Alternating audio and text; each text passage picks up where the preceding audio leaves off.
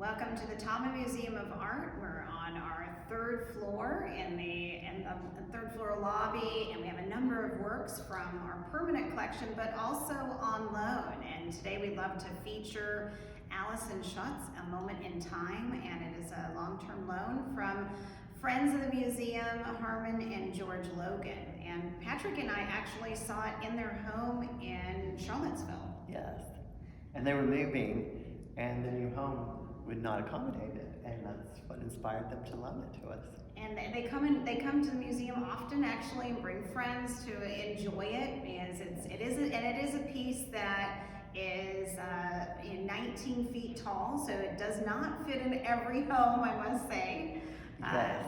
And Alyson Shotz, I was able to meet with her in person as I was in New York last year and see her studio space, but also talk about this piece and how we would install it at the museum, what she thought of the visitors, what she wanted, and her work across the country and actually across the globe. She has works on view and has had in Japan and across Europe, and in the US, a number of commissioned works.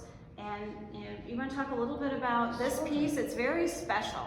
Yeah, so it's titled A Moment in Time, and if you think about that, a lot of people get it very quickly. She's expressing as if a gentle rainfall were frozen in time and space. That's basically the artist's intentions here. And then she's also done a lot of work that involves the visualization of concepts from physics. And this one, you could say more approachable in terms of that rainfall aspect. Yeah, and I love the glass beads, and as we were, we went actually to the home to deinstall, so there's a grid at the top where it is specific with the drawings of which beads go on which one, on which, the grid part, and kind of like a math equation, really. Oh yes, and then it's interesting too because just by coincidence, the collector, Harmon, she plays the harp. And she actually plays it as musical therapy. She actually was one of the first to train in that field. And one day I was thinking about this, and again, even though the artist intended this to evoke a frozen rainfall, with the very vertical lines and then spaced by the crystal beads, you could almost think of notes on the staff and sort of the pause in music too when you look at this, especially when you think of the collector's immersion in harp music.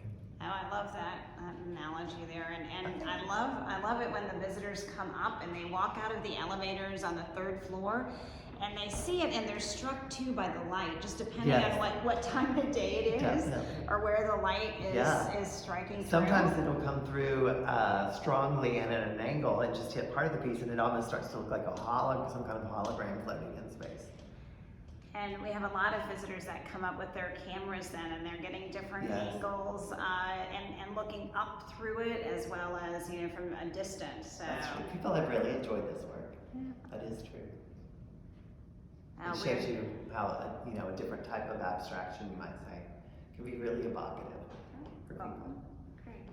And we're very appreciative to the Logans, but also to Alyson Shotz, the artist, to be able to share this with the Tama Museum of Art and our visitors that come in to see it in person.